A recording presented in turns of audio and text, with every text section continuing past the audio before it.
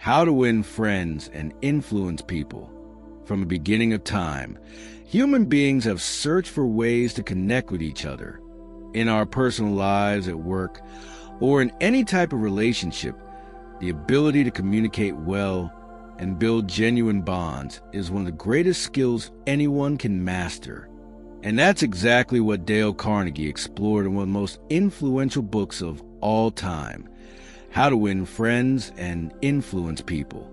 This book isn't just a guide to social skills. It's a timeless manual on how to deal with people, earn their trust, and create positive influence. Today, we're going to explore each principle in detail, with explanations and practical examples, so that you can immediately apply these lessons in your everyday life. Part 1. Fundamental techniques in handling people. The first thing to understand is this. When we deal with people, we are not dealing with creatures of logic. We are dealing with creatures of emotion, driven by feelings, pride, and desires. That's why Carnegie begins with 3 essential techniques. 1. Don't criticize, condemn, or complain. Criticism rarely creates positive change. More often, it sparks resistance, anger, and resentment. Think about a manager who constantly points out mistakes but never acknowledges achievements. Over time, the team becomes unmotivated and even hostile. Instead of saying you're wrong, Carnegie suggests replacing criticism with curiosity and empathy. Imagine saying, "Let's see how we can improve this together." This approach builds cooperation instead of conflict. 2. Give honest and sincere appreciation. Every human being craves recognition. But Carnegie warns us this isn't about flattery. It's about genuine, heartfelt appreciation. For example, imagine someone spending hours preparing a special dinner. When they hear a sincere compliment, not just thanks, but something specific like, "I loved how you paid attention to every detail. It really made the evening special." That recognition creates lasting bonds. Real appreciation has the power to transform relationships. 3. Arouse in the other person an eager want. If you want to influence someone, it's not about talking endlessly about what you want. It's about showing how your idea benefits them. A salesperson who talks only about product features loses people's interest. But if they highlight how the product solves a real problem in the customer's life, suddenly the conversation becomes meaningful. Influence happens when your goals align with the other person's desires. Part 2. 6 ways to make people like you. If winning friends were a game, these would be the most powerful moves. 4. Become genuinely interested in other people. Here's a truth. People love talking about themselves. Showing genuine curiosity opens doors. Picture meeting a new colleague. Instead of dominating conversation with your own stories, you ask about their hobbies, their passions, their goals. That genuine interest builds instant connection. 5. Smile. A smile is universal. Across every culture, language, and country, it communicates warmth and friendliness. Have you ever noticed how a simple smile can shift the entire energy of a room? It disarms tension, creates comfort, and makes people feel welcomed. 6. Remember that a person's name is, to that person, the sweetest and most important sound. Think about how you feel when someone remembers your name. It's powerful, isn't it? Imagine walking into a cafe and the barista greets you with, "Good morning, Sarah."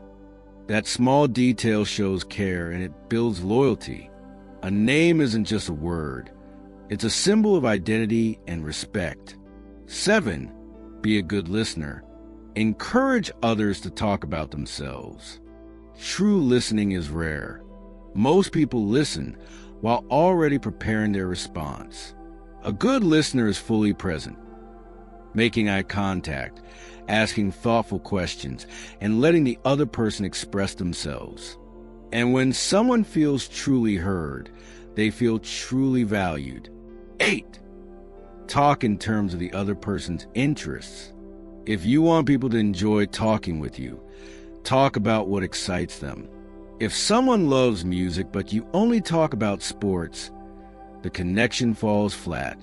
But when you show interest in their passions, even if they're different from yours, you build common ground and trust.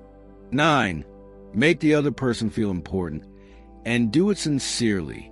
This is perhaps the golden rule of relationships. Everyone wants to feel valued, but the key is sincerity. It's not about manipulation. It's about seeing the real worth of others and acknowledging it. When you say, "I really appreciate the effort you put into this project. It made a big difference," you're not just boosting their confidence, you're strengthening the bond between you. Part 3. How to win people to your way of thinking. Now we enter one of the most powerful parts of the book, how to persuade without creating resistance. 10. The only way to get the best of an argument is to avoid it. Arguments almost never end well. Even if you win, the other person may walk away resentful. Carnegie teaches us that understanding is more valuable than victory. A calm, respectful conversation almost always creates better results than heated debates. 11. Show respect for the other person's opinions. Never say, "You're wrong." The moment you say, "You're wrong," the walls go up. Instead, try saying, "That's an interesting perspective," or "I've never looked at it that way." This invites dialogue instead of defensiveness. 12. If you are wrong, admit it quickly and emphatically. Admitting mistakes is a sign of strength, not weakness. Think of a leader who makes a poor decision. If they acknowledge it openly and show they're willing to correct it, their credibility increases. Denying or covering up only erodes trust. 13. Begin in a friendly way. The tone at the beginning of a conversation sets the stage for everything that follows. A warm, friendly start makes people more open, while a cold or harsh beginning builds resistance. 14. Get the other person saying yes, yes immediately. Start with questions or statements that the other person already agrees with. Each small yes builds momentum and makes them more receptive to your main idea. 15. Let the other person do a great deal of the talking. People want to be heard. Often, when you give them space, they reveal insights and solutions you hadn't even considered, and they walk away feeling valued. 16. Let the other person feel the idea is theirs. When people feel ownership of an idea, they're far more committed to it. That's why wise leaders involve others in decision-making. It builds cooperation and enthusiasm. 17. Try honestly to see things from the other person's point of view. Empathy is everything.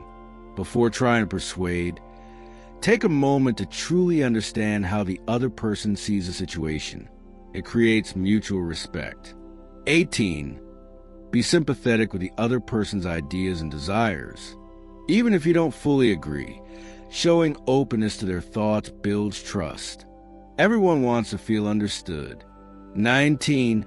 Appeal to the nobler motives.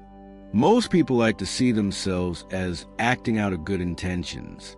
If you frame your idea as not only helpful to you, but also beneficial to others, the chances of acceptance increase dramatically. 20. Dramatize your ideas. Logic is important, but emotion is unforgettable.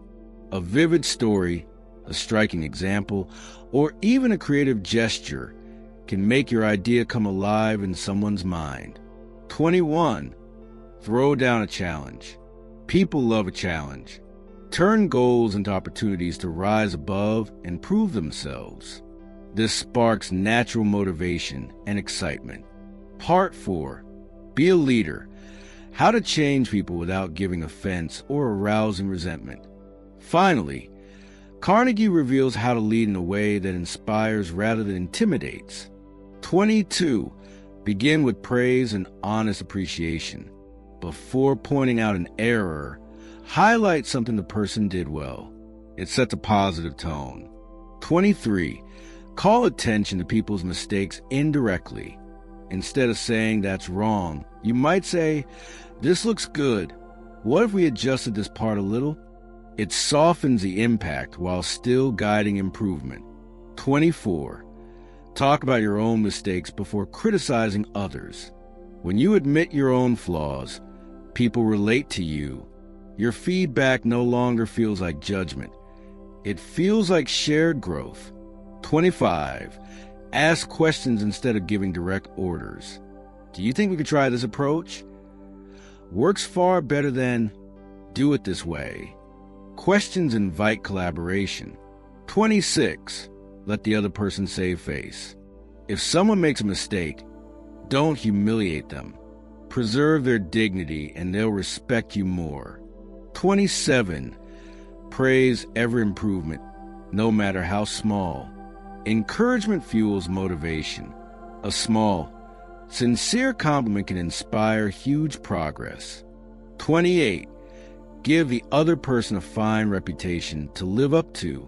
When you say, "I know you're someone who pays attention to details," that person will likely rise to meet that expectation. 29. Use encouragement. Make the fault seem easy to correct. When problems feel overwhelming, people freeze. But if you frame the issue as manageable, they feel capable of improving. 30. Make the other person happy about doing the thing you suggest. Great leaders don't impose, they inspire. When people see value in what they're doing and feel appreciated for it, they embrace the task willingly. Conclusion: How to Win Friends and Influence People is far more than a guide to communication. It's a timeless handbook on empathy, respect, and the art of positive influence. Dale Carnegie reminds us that true power doesn't come from forcing our way, but from understanding, valuing, and inspiring others. When we apply these principles in our daily lives, we don't just gain friends or respect. We become better people. We transform our relationships, our careers, and even the way we see the world. If you found this video valuable, don't forget to like, share, and subscribe to The Healing Vibe for more inspiring insights and life-changing wisdom. Together, let's keep growing, learning, and creating meaningful connections.